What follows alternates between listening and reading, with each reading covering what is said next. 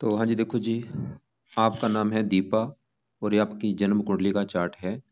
कुंडली आपकी बनी है कन्या लगन की और आपकी जो राशि है, राशि भी कन्या है। यहाँ पे चंद्रमा कन्या राशि में बैठा है।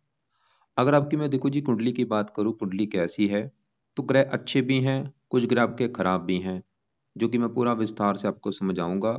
लेकिन उससे पहले आपको मैं थोड़ी सी बेसिक जानकारी समझा देता हूँ, ताकि जो आपको मैं भविष्यवाणी बताने वाला हूँ वो आपको अच्छी तरह से समझ आ जाए। तो बेसिक जानकारी ये है कि ये जो कुंडली होती है, इसमें टोटल 12 ग्रह होते हैं और 12 ग्रहों से कुछ ना कुछ देखा जाता है। तो 12 ग्रह कौन से हैं वो यहाँ पे मैं लिख देता हूँ। ये है आपका पहला ग्रह, ये है दूसरा ग्रह, तीसरा, चौथा, पांचवा, ये है छठा, सातवां ग्रह, आठवां, नौवां, 10वां, 11वां और लास्ट वाला 12वां ग्रह।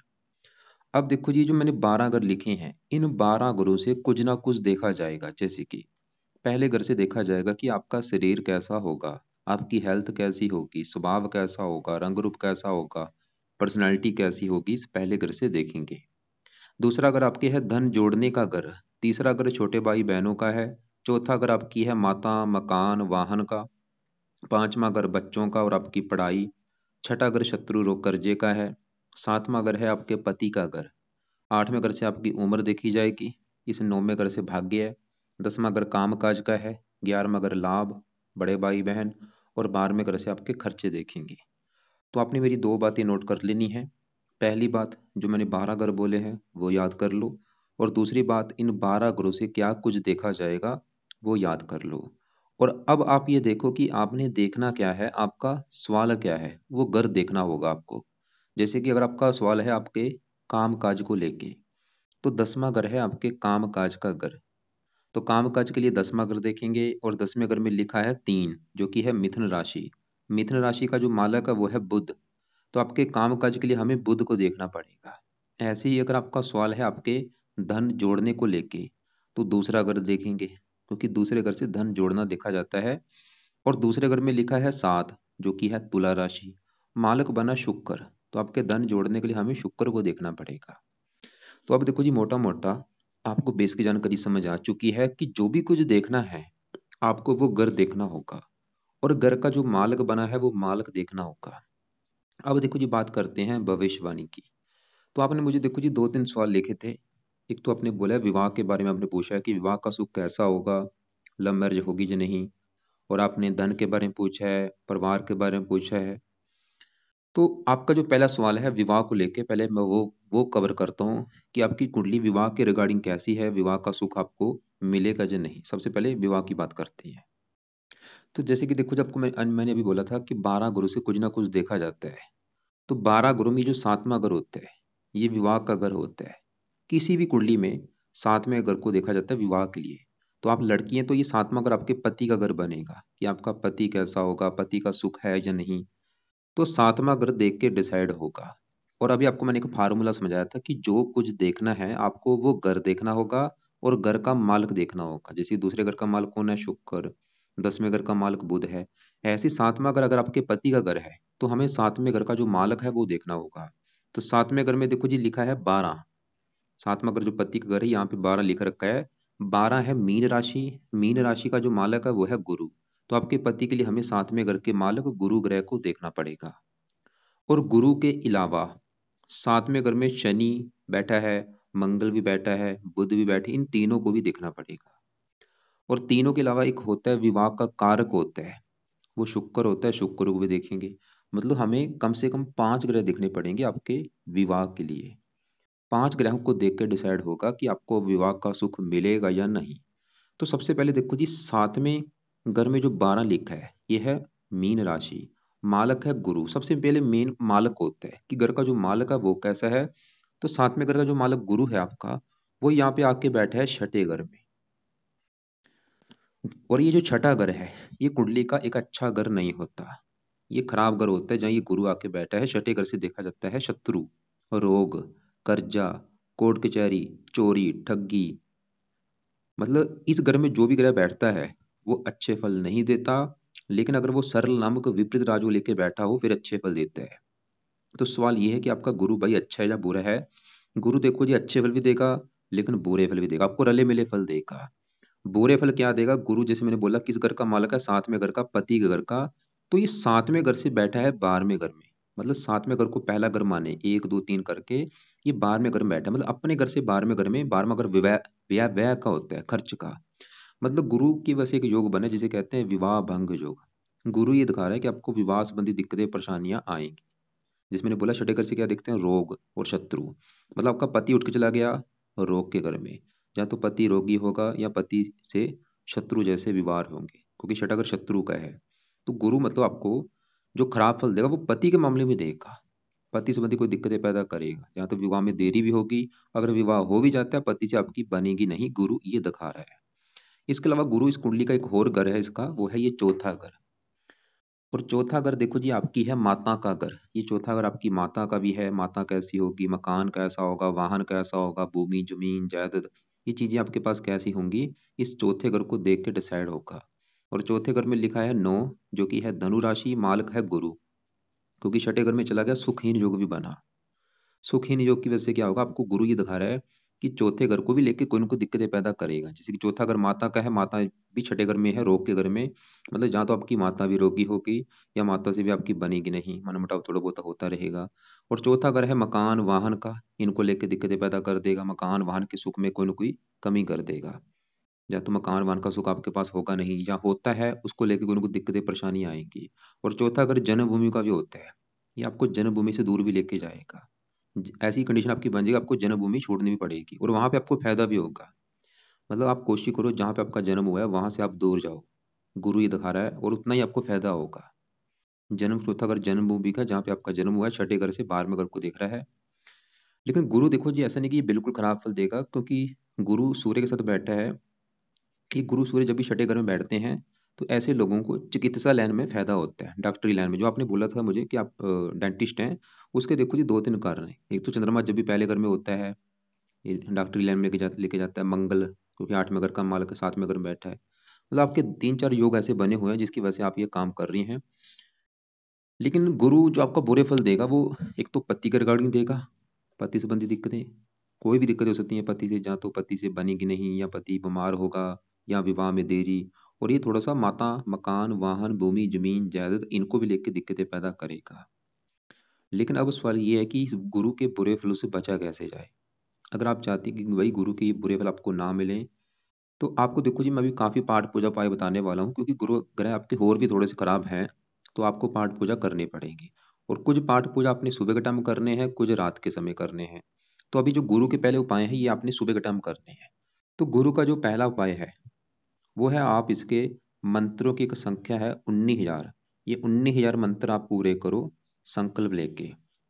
आपने गुरुवार से संकल्प लेके ये मंत्र एक बार पूरे करने हैं। जैसे कि आज अभी मंडे है, तो अभी जो गुरुवार आएगा गुरुवार से स्टार्ट करना, संकल्प ले लेना। कैसे? आप ये बोलना कि हे गुरु देवता जी, मेरा नाम दीपा है, मेरी जात ये है, गोत ये है, और आप मेरी कुंडली के 7वें घर के जो मालक हैं, पत्नी के घर के, और मैं चाहती हूँ मुझे पति को लेकर कोई दिक्कतें ना आए।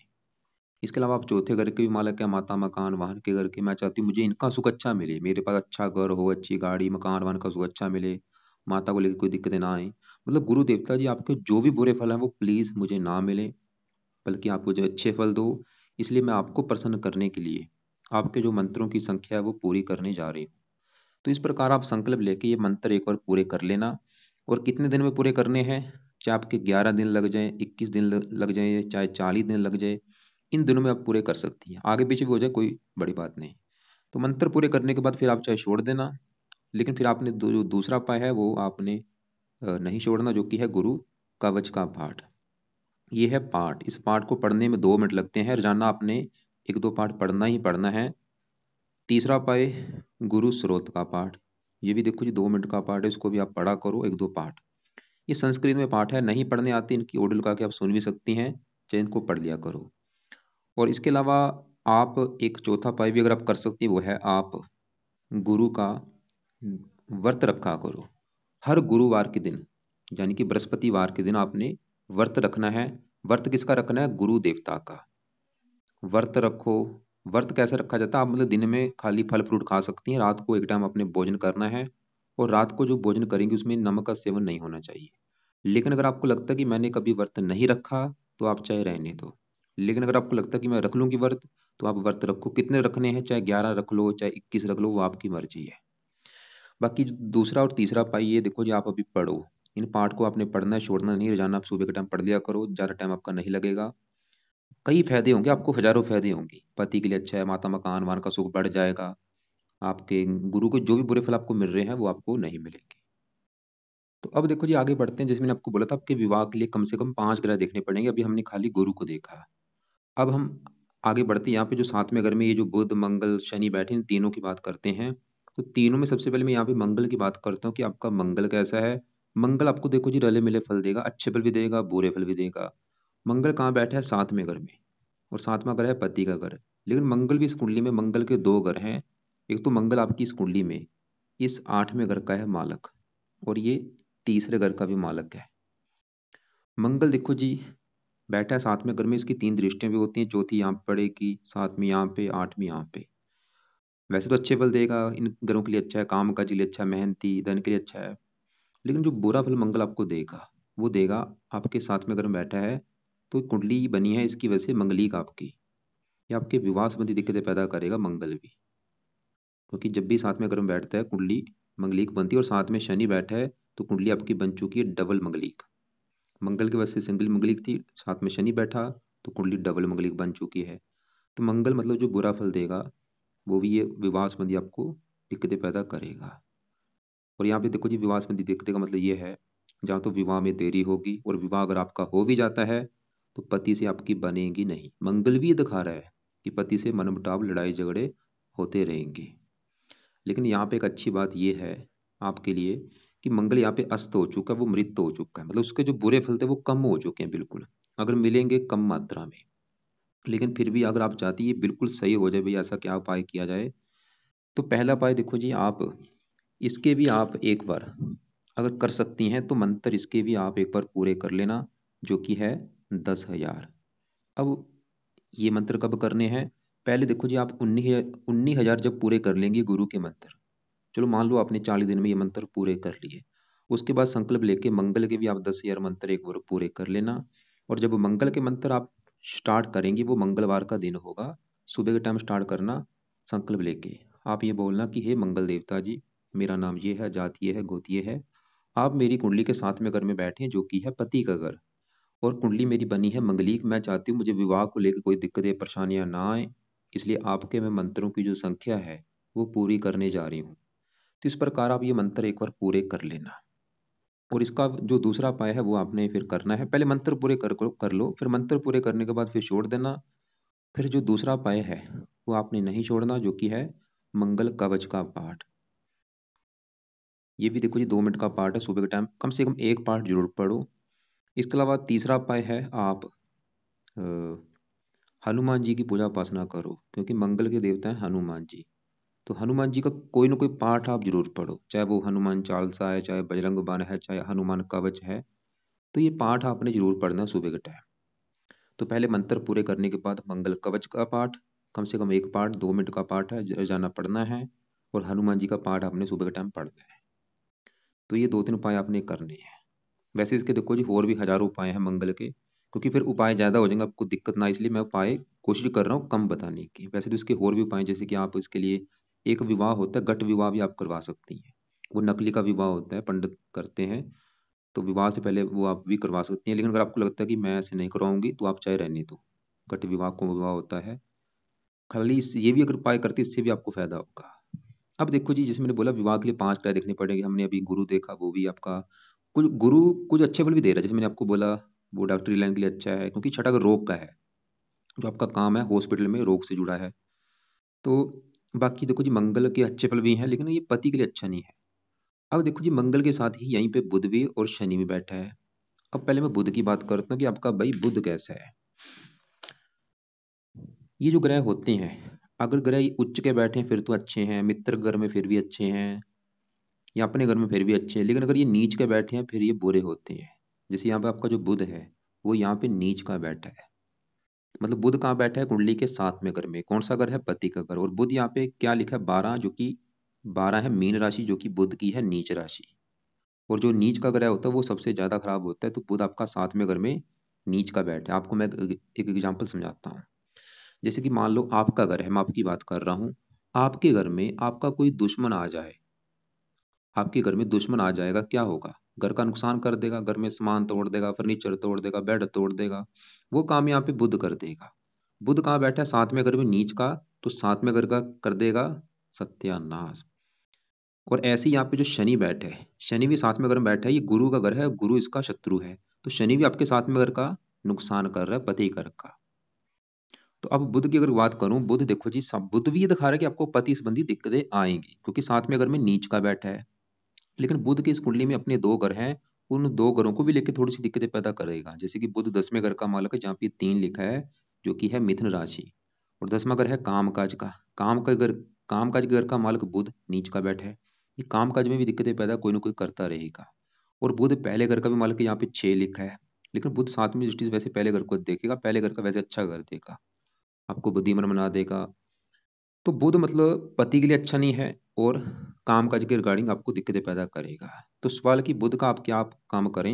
एक तो बुध की देखो जी, इसका दान करो ताकि इसकी पावर कम हो सके। तो पहला उपाय जो आपने करना है बुध का, वह है आप बुध का दान हर बुधवार को किया करो, ताकि उसकी पावर कम हो। और बुध का दान होता है हरे रंग का। और वैसे भी इसकी दान की आपको मैं वीडियो भेज दूंगा, वो दान आप देखना, जो दान आपको सही लगे वो आप दान बुधवार को कर दिया करो। दूसरा उपाय आपने जो बुध का करना है, वो है आप बुध कवच का पाठ पढ़ा करो रात के समय। कम से कम एक पाठ आपने रात के समय पढ़ना है। बुध का दान बुधवार को, कवच का पाठ रात के समय। और यहाँ पे भी देखो जी, बुध के और भी काफी उपाय हैं, लेकिन मैं कोशिश कर रहा हूँ कम उपाय बताने की। तो इसके देखो जी कई फायदे होंगे अगर बुध के आप ये उपाय करती हैं, खासकर कवच का पाठ डेली पढ़ती हैं। सबसे बड़ा फायदा, क्योंकि आपके काम का जो घर का मालक है, उसके लिए अच्छा होगा, और भी पति के लिए अच्छा होगा। अब इसी घर में शनि बैठा है। सवाल कि शनि कैसे है? देखो जी, शनि भी अच्छे फल भी देगा, लेकिन बुरे फल भी देगा। शनि इस कुंडली में बैठा 7वें घर में, पति घर में, लेकिन इसका जो इसके भी दो घर हैं अपने। एक तो शनि 5वें घर का मालक है, जहाँ पे ये 10 लिखा है। 5वां घर है आपकी संतान का, आपकी पढ़ाई का और आपकी बुद्धि का। और 5वें घर में 10 लिखा है, मालक शनि। मतलब इन चीजों के लिए अगर आपकी पढ़ाई देखनी है, शनि से देखेंगे, बुद्धि देखनी है शनि से, संतान शनि से। और शनि 6ठे घर का भी मालक है, जहाँ पे 11 लिखा है। शनि देखो जी, मैं फिर बोलूंगा अच्छे फल भी देगा, बुरे फल भी। अच्छे फल क्या देगा? इसकी यहाँ से बैठे बैठेगी 3 दृष्टियां हैं। तीसरी दृष्टि यहाँ पे पड़ेगी 9वें घर के ऊपर, 9वें घर का अच्छा। लगन को देखे, लगन का अच्छा। तो चौथे घर का अच्छा। मतलब शनि लगन को देखेगा, आपको पढ़ा लिखा बना देगा, बुद्धिमान, संतान का उसको अच्छा है। और ये 5वां घर होता है प्रेम का। प्रेम का घर का मालिक चला गया 7वें घर में, विवाह के घर में। प्रेम विवाह भी योग दिखा रहा है, आपके प्रेम विवाह होगा। तो ये शनि मतलब जो बुरे फल देगा आपको, ये 7वें घर में बैठा पति घर में, पति संबंधी दिक्कतें पैदा करेगा। शनि भी क्या दिक्कतें करेगा? जहाँ तो आपके विवाह में देरी कर सकता है, और अगर आपका विवाह हो भी जाता है, शनि भी ये दिखा रहा है कि पति से बनेगी नहीं, क्योंकि क्रूर है।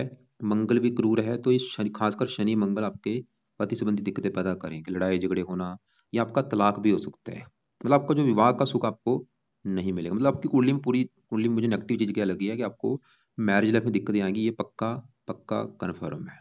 क्या दिक्कतें आएंगी?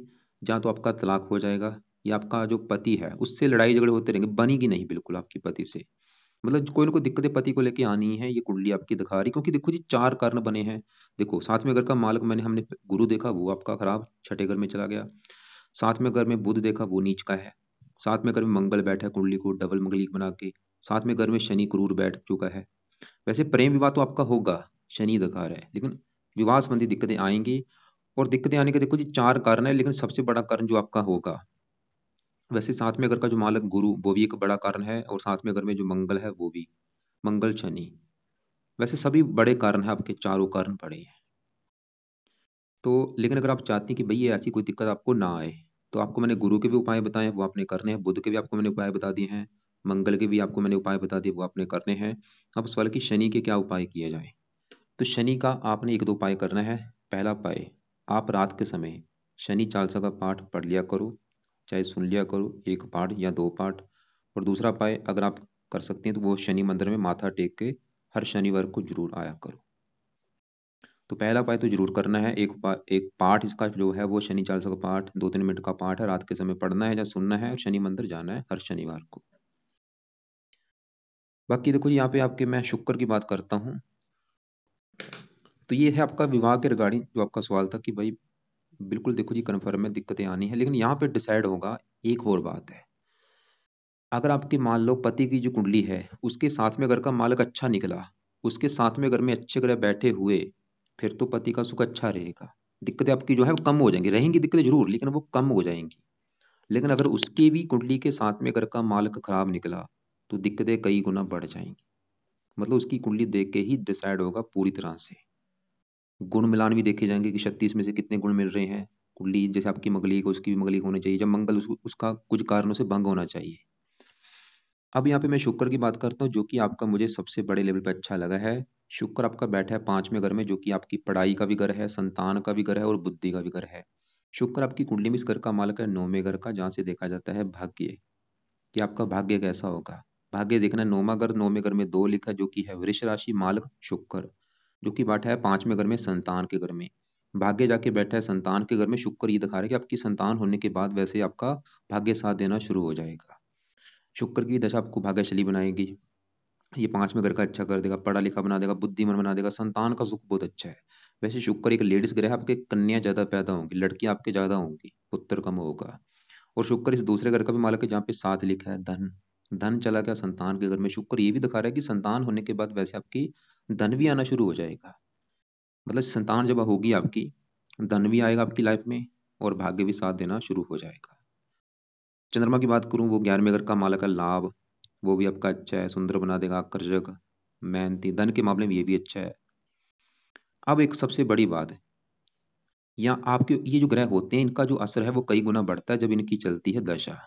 तो आपके ऊपर 9 ग्रहों में सबसे अभी जो दशा कौन सी चल रही है, बड़ी दशा आपके ऊपर चली हुई है राहु ग्रह की, जो कि जनवरी 18 से चली हुई है, 36 में खत्म होगी।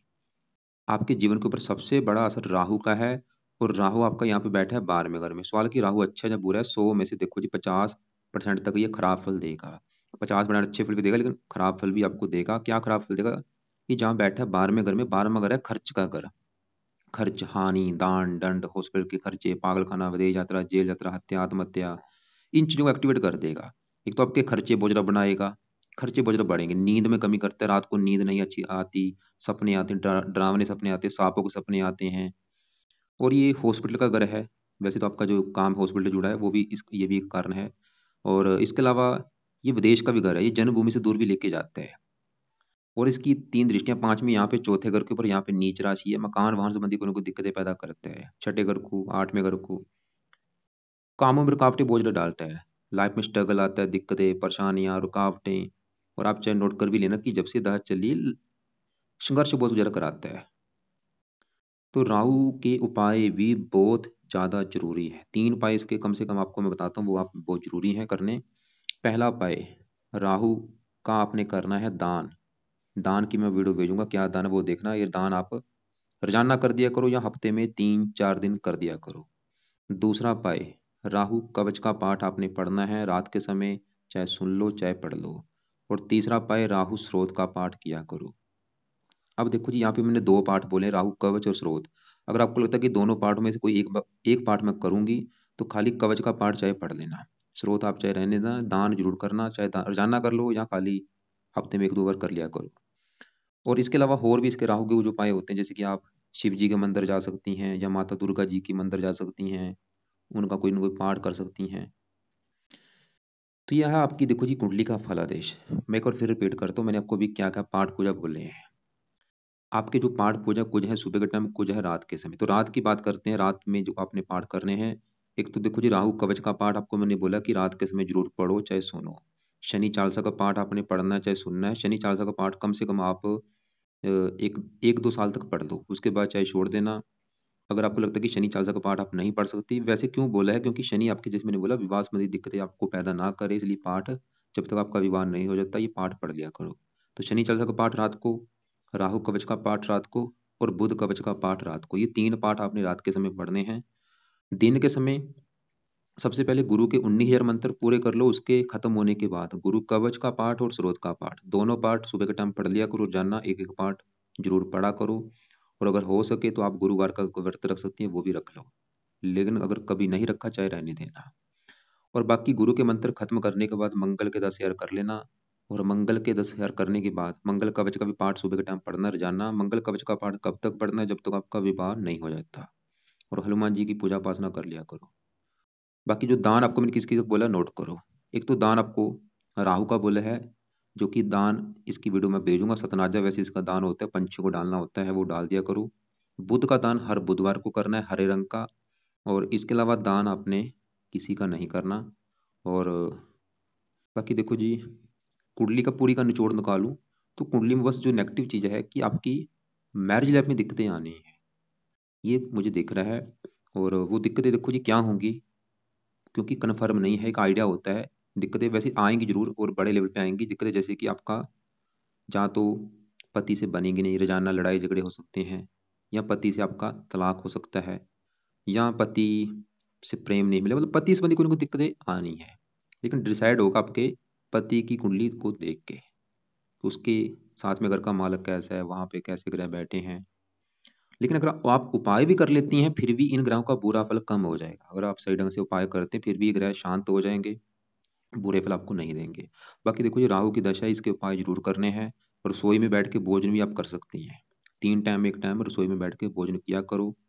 और राहु का दान जरूर किया करो। और कवच का पाठ जरूर पढ़ना है आपने।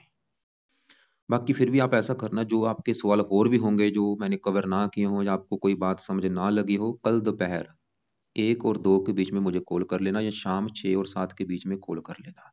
रत्न आपने कोई दान नहीं करना। शुक्र का वैसे रत्न दान कर सकती हैं, जो कि डायमंड होता है, या ओपल या जरकन, इनमें से कोई एक रत्न आप दान कर सकती हैं। चाहे व्हाइट टोपाज ले लो, चाहे ओपल ले लो, चाहे जरकन ले लो। और जब आपने ले लिया, लेना है 6.25 रत्ती का, उसको लेने के बाद चांदी में जड़वा लेना। और लेफ्ट हैंड की ये जो लंबी उंगली है, इसमें आपने दान करना है शुक्ल पक्ष के पहले शुक्रवार को। वैसे कर लेना अच्छी बात है, जब भी बजट होगा वैसे कर लेना, मैं ये नहीं बोलूंगा कि आज ही कर लो, जब भी बजट होगा कर लेना। धारण करने से पहले कच्चे दूध में या गंगा जल में एक बार धो लेना, फिर धारण कर लेना। शुक्र का रत्न धारण करने से क्या फायदा होगा, भाग्य जरा साथ देगा, धन के लिए अच्छा है, कई फायदे होंगे।